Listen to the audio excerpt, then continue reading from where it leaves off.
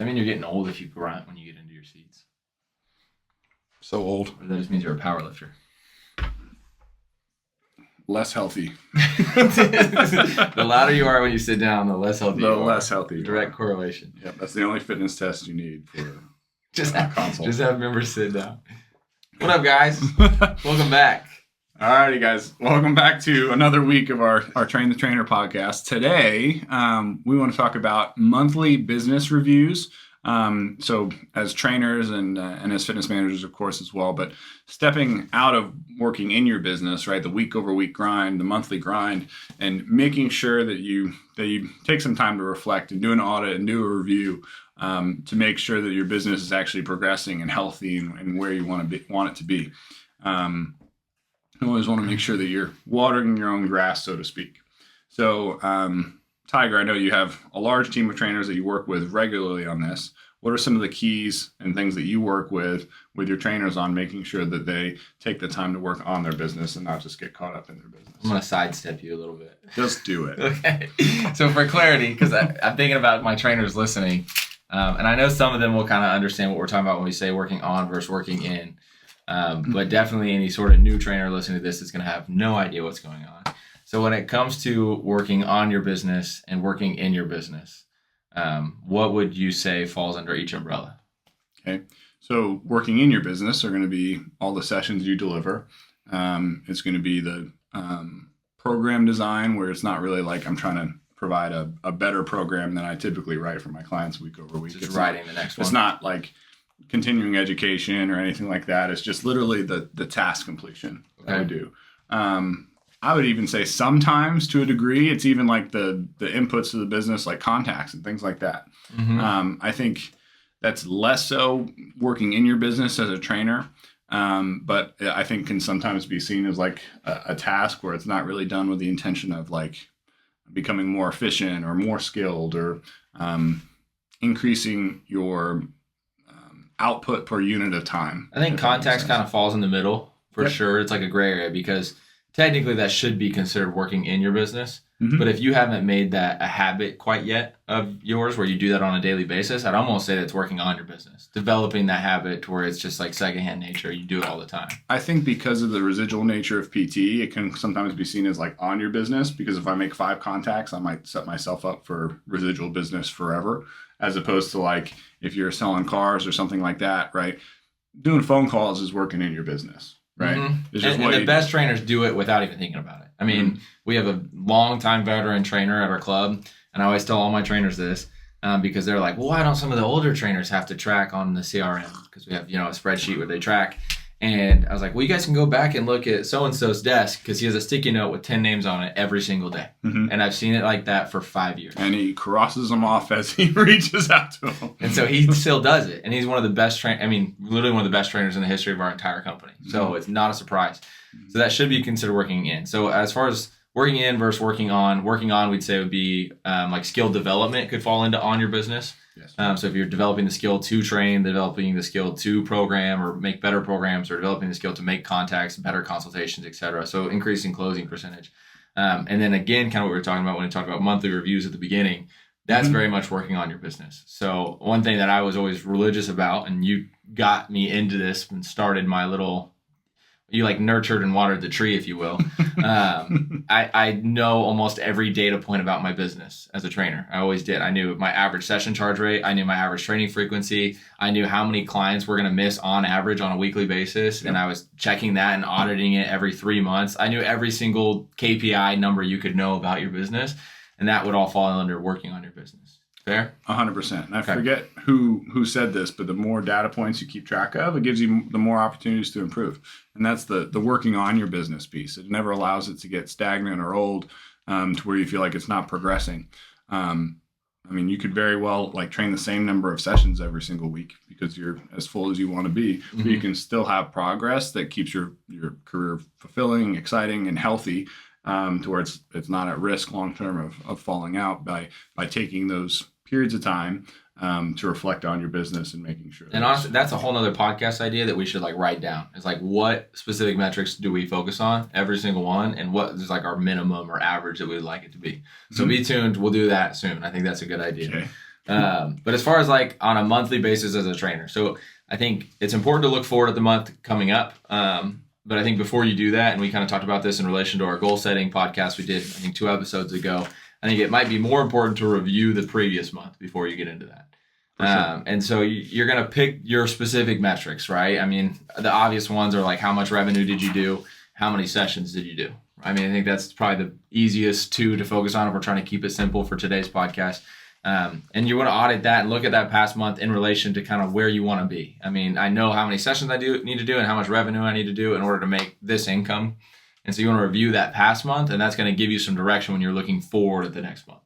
100%. So you have to look at the outputs, and then you also have to look at the inputs too, which what's great about personal training is our inputs are the people that we take care of and we serve. So like each month, what I would always encourage a personal trainer to do is take stock of your current active client roster. So literally write down every single client that you service, how often you're supposed to train those individuals based on what you agreed their program should look like, how much interaction you need every week to help fulfill whatever their X factor is, whether it's consistency or efficiency, versus how many times they actually trained. Okay, one of the fastest way to lose a client is to train them less often than you're supposed to. And I know that sounds like an oversimplification, but it's as simple as that. It's an Achilles heel of too many trainers. Yeah, you allow somebody to miss like 25% of their workouts every single month, and amazingly, those people are seeing less than 25% of their desired results. They're probably going to leave. They're getting into a habit contrary to what sign them up. Like the problem that you signed them up to solve was for consistency, and you're literally allowing them to become inconsistent. So it's going to make your paychecks inconsistent too. I remember, so we that too, yeah. Andy was hounding me about this one time, especially when my business got like really. I mean, at one point I had 83 sessions scheduled a week. I mean, it was ridiculous. And it got to the point where I was like, Andy's like, "You're not training 83 sessions, though, dude. You're only training 60. Quit saying you're working 80 hours." I'm like, "Andy, I'm working so much." He's like, "No, you're not." So I coined the term suck average is what I call it, right? Because it's people getting sucked out of your business, but also because I suck for letting it happen. And at one point, just to like drive this home, it was going to cost me over $40,000 a year in annual income, 40 grand, because I was letting these people miss their sessions. And you had a decent like suck percentage to it wasn't even that bad, and it was 40 grand. It was ridiculous. It was a lot of money. And so I if I hadn't been reviewing these things though on a consistent basis, imagine how, I would have just lost that. I promised you there's a trainer at our club who loses 20 grand every single year to this and has just left it that way for an incredibly long time. For sure. We had a trainer that couldn't afford to lose $40,000-$50,000 a year on that does. And it can push you out of the business. 100%. And then you blame other people for that, as opposed to, not taking the time to truly reflect on like where are the holes in my business that I need to fill, and where are the holes and where are the gaps on serving my people that I need to fill. That's as simple as just taking the time each month to audit. Okay, here's my clients. Here's how often they should have trained. Here's how often they did train. What's my plan to make up those workouts? Yeah, this is really how you're going to set up your next month. This is really where it starts. So you're looking at all these appointments you missed, okay, and you're like, okay, those are the first thing I need to do. So like you should probably know what your schedule is on a weekly basis, right? So like if I'm filling out my calendar for my week or my month, however you guys do it, and I'm putting in all my people at their normal time slots, and then I'm looking at my audit sheet and I'm seeing, okay, Joe missed 2 and Kelly missed 3 and this person. So now I'm going to go in, I'm going to text those people. I'm going to make sure that we have an additional training frequency to make sure by the end of that next month, we're caught back up. And so I think that's, step one to, goal setting or setting up your month, if you will, as a trainer. And then step 2 is probably going to be looking at your renewals. Oftentimes the way it works in our business is that sometimes trainers won't, and I'm the worst one about this, so I really can't say trainers, it's usually me. I don't always redeem my appointments right when I do them. Okay, well what happens is I go in there, at the end of the pay period to tag my appointments, and I realize, oh shoot, this person needs to buy their next round of training. I've trained them 3 times now, and they have no sessions to fund it, and the pay period ends tomorrow. So now I need to get this renewal in at like the last minute. It makes me look horrible, so I've gotten better about being on top of it. But that would be kind of the next step as far as reviewing the past month, is making sure any sort of client renewals you need to do revenue-wise are getting done early in that next month or at the end of the month before the month ends. Your manager will appreciate you if you do that. So for sure, it helps with a lot of other business metrics too. Real quick, just to backtrack, your clients are going to give you pushback on making up their sessions. That's why they hired you in the first place. It's your job to make sure that they don't miss workouts so that you can get them back towards their goals. Sometimes I don't know, I've heard trainers almost argue for it as if they're like saving their clients money by allowing them to miss sessions. Like I'm charging this person more by making up their sessions, or that's what my client's going to fear. When that's not true, right? If let's say it's $1,000 for a package, right? And it should only take 10 weeks, but in reality, you typically take 15 weeks. That person in their mind is still have already justified the expense of spending $1,000 every 10 weeks, right? Mm-hmm. They're not like, oh, I got a deal because I stretched this out. All they're going to be upset about is their waistline being the exact same at the end of those 15 weeks, or them still feeling terrible and their energy not improving, or all whatever that might be. So don't think that you're ever doing your client a favor by like fighting for their excuses. Oh, so-and-so was away on a trip, right? I'm not going to make up those workouts that they missed. If we ever like go on vacation or for whatever reason, right, we would probably work out on vacation. But like if we were able to, like in a scenario, or maybe we were sick, right, and we missed workouts, we would do our very best to make those up. And we need to help condition our clients into that as well. And this is why it's so important, and I'm just talking on the speakly, but the frequency of working on your business has to be high. If you're doing this on a monthly basis, it's impossible to allow that precedent to be set that, oh, we don't make up workouts when I go on vacation. If you're doing this monthly, no client will ever think anything weird about you saying we need to make up sessions. Now, if you only ever audit your business twice a year, well, this person for the last 6 months has been allowed to train however often they want. So now when you ask them, they're going to be like, why are you trying to get money? They're going to think it's a money thing. And that's why it's so important. You have to do this on a monthly basis because it's going to serve your client dramatically better. And then you're not going to run into that problem later on as well. Yep. Now, we know how hard it can be to overcome that, right? Because if you dig yourself a hole, right, maybe you haven't audited this ever. I'm sure, Tiger, you've ran into this with like trainers that have been in it now for a year or two, or maybe you could speak on it like yourself too. But like, how do you maybe bring this up to a client that you've allowed to get bad with training frequency? So when my suck average got bad, and I just had a trainer walk through this exact same system, and it worked crazy well for him. I think his session frequency went up like 40%. His average session frequency went up 40% across all of his clients in one pay period, which I was like, dang, that was awesome. So he went from a 0.97 to a 1.4, which is crazy. Times per week. Yeah, 1.5 times per week per client. And so I just went to my clients and told them kind of the truth. I mean, I didn't make it too crazy. I was like, hey, I just want to let you know I have to make this policy change. There's some I have goals in my life and I have goals with my business and I want to take this super serious. And also I was looking at it and, truthfully, I've kind of disserviced a lot of my clients, including you. And this is what I told my clients. I've disserviced, including you, where I've allowed us to miss our training frequency too much. We're missing, it looks like, you're supposed to train 8 times a week. We're training 6 times a month, not 8 times a week, 8 times a month. We're training 6 times a month. And I think that's one of the reasons why your progress hasn't been, where I want it to be or as good as it possibly could be. It's like, in addition to that, it also is negatively impacting my business. And so, here's going to be the new policy. And so I enacted a policy with my clients and I had them sign a paper and everything that was they're only allowed to miss an appointment every 6 appointments they have scheduled.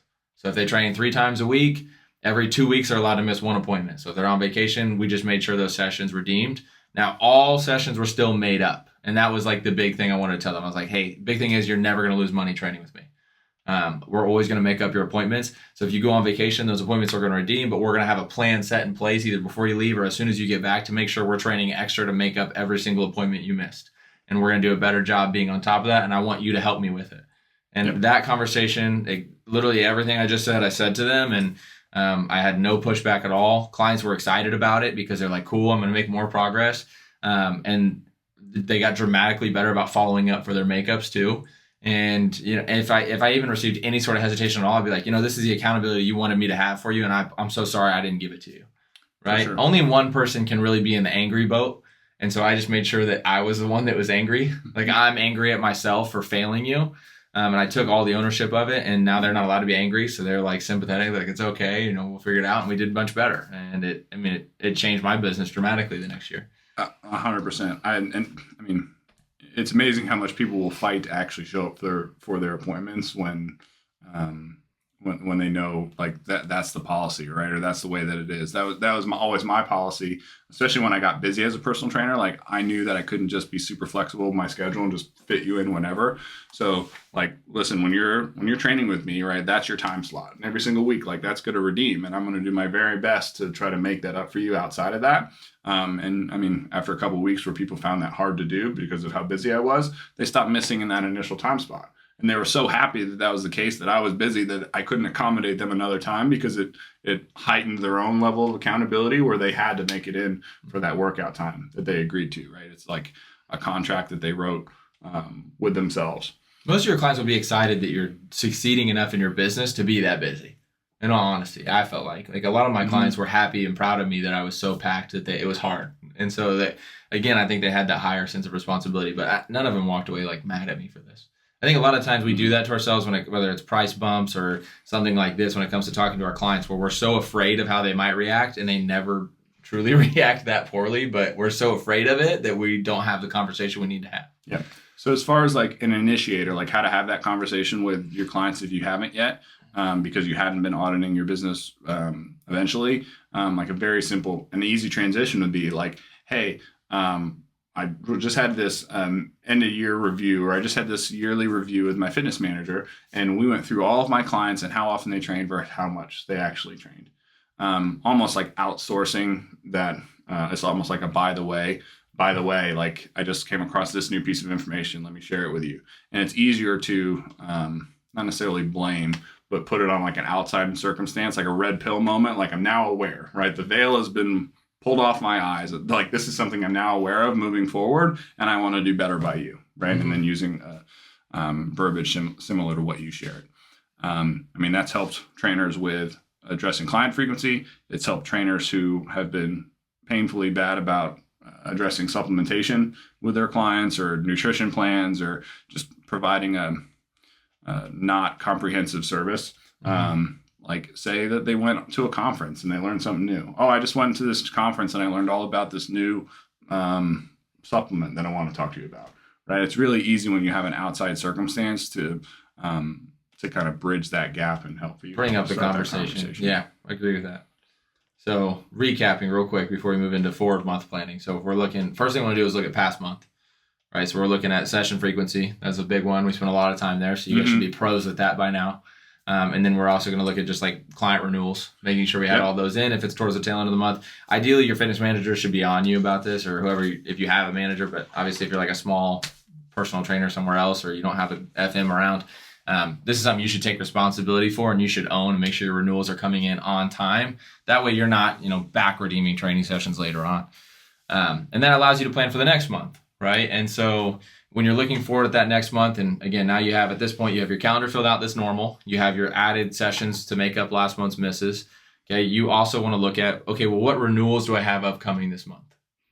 Right? So which clients are due to purchase their next round of training in this month? And then I always look at, what's my automatic draft. So if you have an automatic service where they're drafted out for their PT, you want to see that too. So okay, this is how much revenue I'm paced to do for the month. This is how many sessions I'm paced to do for the month. Okay, well, this is my goal. Now I got to figure out how I'm going to bridge the gap, right? Exactly. Yeah. So we often call it like review preview. So a few other like review items that I just wanted to touch on, because I think then our preview is just like executing on those items. But I know you mentioned the session frequency, yes. Renewals, yes. Supplement renewals or supplement needs. That's a big one. All of our trainers at Genesis are. I'm just kidding. I'm just playing. We believe people need nutritional supplementation to be successful with their fitness programs. At the very least, protein. I typically ask trainers, like, what percentage of your clients do you think are hitting their protein goals? Most are 0. What percentage of people take supplements? Like 75%. So they're just taking mostly the wrong stuff, or we're not holding them accountable to that piece. Somebody's selling them supplements. Huh? Somebody's selling them supplements. Someone's selling them supplements, and it better be you. It should probably be you, right? Because then you're a greater accountability source for helping them make sure that they replenish that every single month.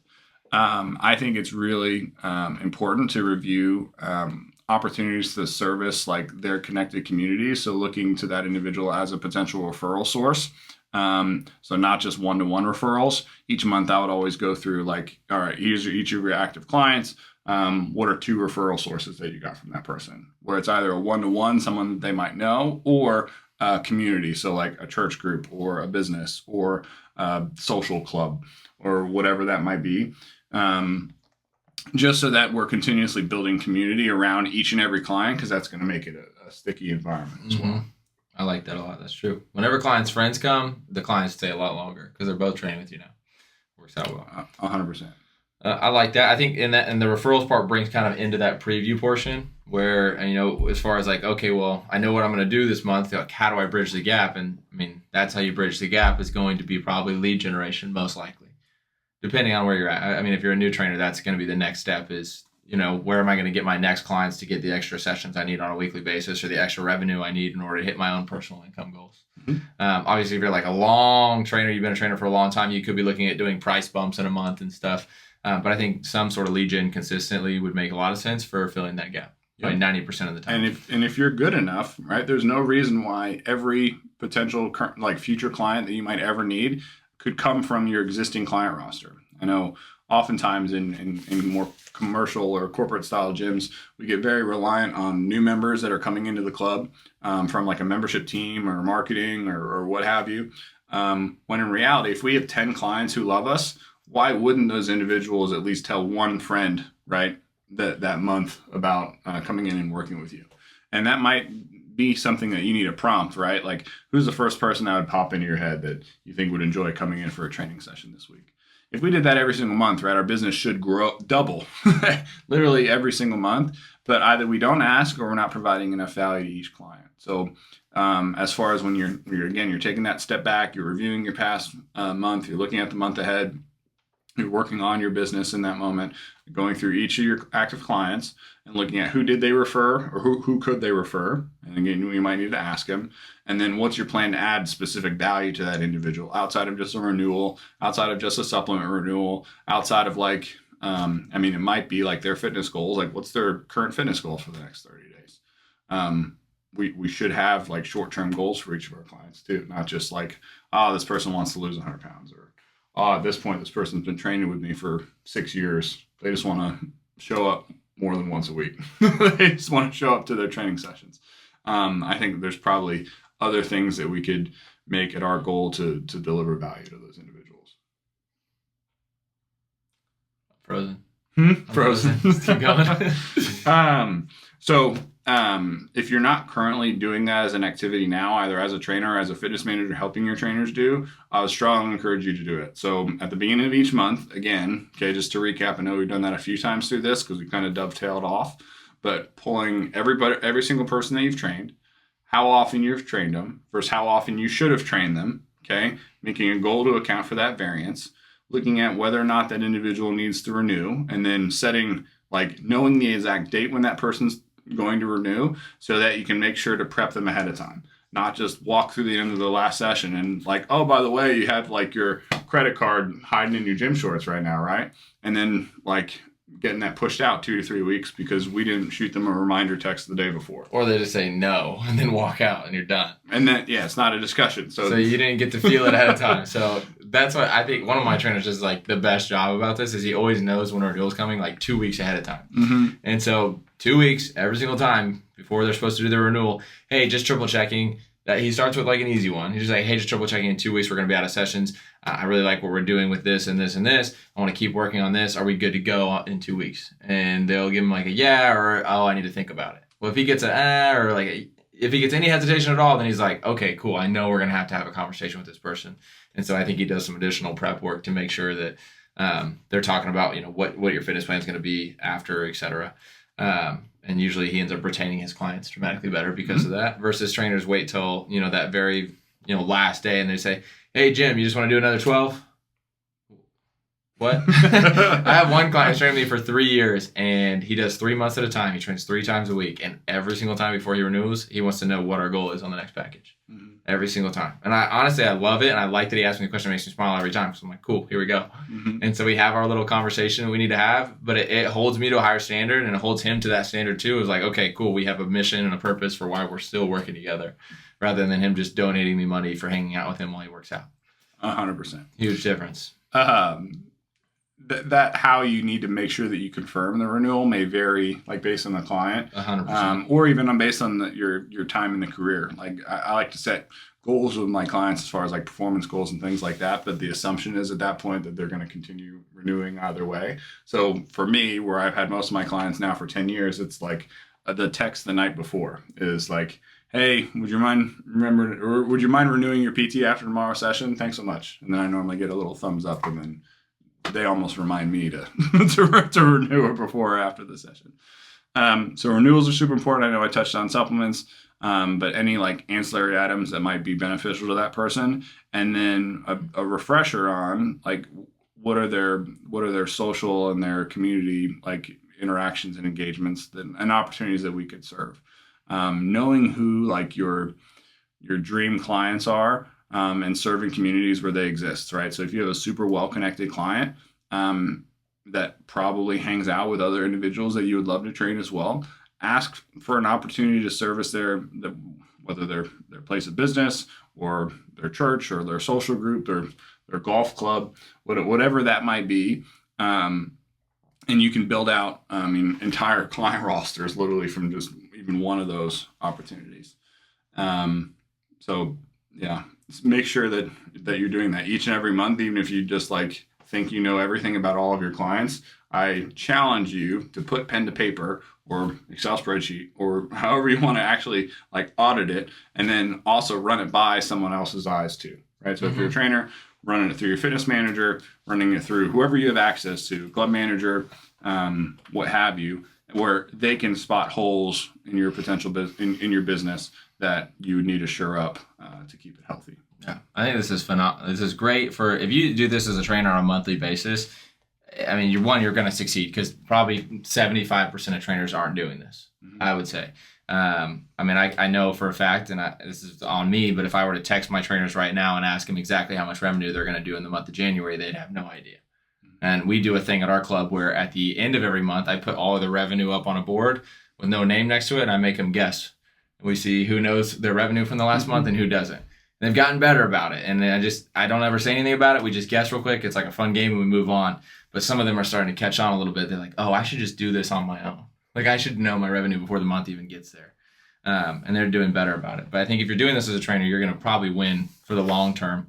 And it's going to kind of open doors for you. I mean, Andy got me started on doing just these like small habits. And that's what really got me attracted to, figuring out my average session frequency for all my clients and my average charge rates. And then you get to toy with your business and play with your business so much. I mean, that's truly how you get to own your schedule and own how you operate as a trainer, where the business becomes your business instead of, the gym's business or your boss's business. Because I knew, maybe I didn't want to take more clients. I could go to Andy and say, hey, Andy, I don't really want to take more clients, but I do want to, do a price upgrade. Or when looking at my average session frequency, it looks low. I think we could be higher. And so looking at moving those different metrics up has been a huge game changer in my business. And it's empowered me, I think, a lot to really own the entire thing and feel good and confident and excited about it. Love it. It makes it easier to do lead gen too. I mean, if and that was another thing is that I hated doing lead gen. I hated doing phone calls. But I knew exactly what my goal was. And so every single month when I realized like, oh man, I'm 20 sessions short or I'm $5,000 short in revenue, like this month, I know in January, I don't have any renewals. So guess what? I'm doing 10 times more lead gen, but I have that fire behind my back because I know that I don't have renewals coming in. If you don't know and you're just like, I might have some renewals, I might not, you get to the end of the month and you just had a shitty month. And then now you're just mad at the career and you're mad at the business. And it's like, well, dude, a month ago, you should have known you were going to have a bad month. When your clients were new. And so you could have figured that out and went and hunted and sourced business. And that was a huge difference for me too, as a trainer, where I got to have some income stability because I knew ahead of time, oh, I don't have renewals this month. Cool. I got to go hunt. And so I would go do more lead gen, and that consistently grew my business constantly. Cause whenever I had those down months, they ended up being my best growth months because I knew I was going to be down and I had to go out and push. you knew your people. So to flip this to fitness managers for a second, I think oftentimes fitness managers who get one level up, right? They're concerned with their trainers now. They get too removed from our product and what our business is, which is really the people. So if as a fitness manager you don't know each of your trainers' active client rosters, you're in for playing a lot of defense, right? Because you're not going to know what you don't know. So if you don't know each of your trainers' suck percentage, if you don't know each of your trainers' churn rates, of the amount of clients that they lose to attrition each and every month, if you don't know, your trainers' clients' goals, right, and how well they're staying up to date on their supplements, or where they are versus their ideal renewal time, and they're always pushing it back 2 weeks, or that they have a goal of getting off some of their chronic prescription meds, and we don't even know what those are because we don't actually inspect our people, right? We don't inspect our business. We get so busy in the business or looking at big macro numbers, then we're never going to be able to grow to our potential. So at least once a month as a trainer, of course, you should work on your business and inspect what you expect with your clients and their goals and everything that they need. But then a fitness manager should make sure that that's done as well. And then their cumulative success is going to be the success of each of their trainers with their clients. And kind of a mindset that I always would adopt as a fitness manager was that, let's say my program had 500 clients, right? Each of those 500 clients were mine. Right? They're just being trained by somebody else. So I wanted to make sure that I did that active client review each and every month because I felt responsible for those individuals as an extension of me, so to speak. And then what I feel like that helped my trainers with was maybe they weren't necessarily on their game in that moment, but I could help get them back on it faster because I wanted to make sure that their clients were taken care of. I think knowing your players is huge. Knowing these stat lines about my trainers is impacted me dramatically, especially when it comes to like a new lead coming in. As fitness managers, all of us should still be doing an obsessive amount of lead generation, maybe even more than the trainers sometimes, because you have to feed so many different mouths. And I know when that guy comes in who's like the perfect client, I think, did we do a podcast about the perfect client the other day? Or maybe we talked about it. Yeah. I think we did. And so that perfect lead comes in. Do I want to give him to the trainer who's residually late on renewals? Do I want to give them to the trainer who shows up late consistently and has a high churn because of it? Do I want to get, you know what I mean? So you got to know your players and know their stats. If I have a trainer who's going to be early on the renewal by 2 weeks, a trainer who's always going to hit it at the end of the month if I need him, mm-hmm. right? And they're always on time. They redeem all this person's sessions. They don't let them miss any appointments. If this person's training 3 times a week and they're not allowed to miss any appointments, that's an awesome client. So I'm going to give them to the trainer who's going to hold their clients accountable. I don't want to give them to the trainer who's ending their appointments, 15, 20 minutes early, which I know is not a stat, but it still matters. And then I'm going to lose that big client. So knowing these stats, I think, empowers you even more when it comes to allocating these clients to different people. 100%. I forget who I was having this conversation with the other day, but they were basing who they give new clients to based on their closing percentage and their conversion percentage. I'm like, I think that you literally have that backwards. Flip. Right. Flip. Right. I understand how that might seem like you're rewarding the behavior that you want, right? The people that are out building clientele are who you want, to reward. But then if that goes immediately out the back door because you don't know how well they're taking care of their people, right? You're not doing those active client roster reviews. You don't know your people. You don't know your players. You're going to stay stuck for a long time, just speaking candidly. And it's also not best for the client. It's just, candidly, it's not. No. I'll tell you, I have a trainer right now who doesn't close. He doesn't do lead gen. And you know exactly what I'm talking about. And he doesn't do enough of it, but he also doesn't lose clients. Mm-hmm. And his clients train at exactly the frequency they're supposed to every time. And he's always on time. So, I load him up with business. His clients love him. Mm-hmm. That's such a better thing for the client. The trainer, I'm like, cool, he's doing good too, doing it that way. Obviously, I'd love if he took on lead gen too, but if I'm sitting in a spot and I'm like, man, there's only one guy I can count on and I have this amazing client sitting in front of me, guess what? He's probably getting that one, Mm-hmm. And so if you're a trainer and you're listening to this, man, you have so much opportunity. I told my trainers the other day, and we talk about it all the time, about how we play favorites. We like to play favorites. If you want to be my favorite, show up on time, be there every time, hold your clients accountable to their renewals and hold them accountable to their session frequency. Congrats. You're going to get a lot of clients, and your clients are going to love you for everything I just mentioned. For sure. So to wrap up for fitness managers, make sure to inspect what you expect. Don't just assume clients are being serviced at a high rate because of like one particular stat, like a high conversion rate, right? Actually sit down with each trainer each month and ask them about their people, right? Tell me about this person's experience. Tell me about their usage. Tell me about their results. And literally go down the list. And I promise you, if you problem solve and continue to water your grass, so to speak, you're going to have a healthy business that thrives and grows organically. So yeah, as a fitness manager, do not take that for granted. Don't stay surface level. You have to do a deep dive every single month. It's great, and I'm like having like an epiphany moment when I'm remembering. It's like a reminder to myself. But every time it's the right thing to do for the member is the right thing to do for the business. Mm-hmm. And everything we're talking about right now is just the right thing to do for the member. And now I need to go do a better job of this when we get off the podcast. I love that. No, that's well said. Alrighty, guys. I hope this was valuable to you. If it's been a while since your last active client roster review, I would encourage you to go do that immediately. Yesterday. It will take far less time than you think, but it'd be far more valuable than maybe you're crediting it as well. It should be something that you do every single month. And as fitness managers, make sure your team is doing every single month. We take care of our people, they'll take care of us, and then our program will grow organically. So appreciate the time, guys. We'll catch you guys next week. I love that one. That one was good. We went from maybe one of our worst to one of our best. That was great.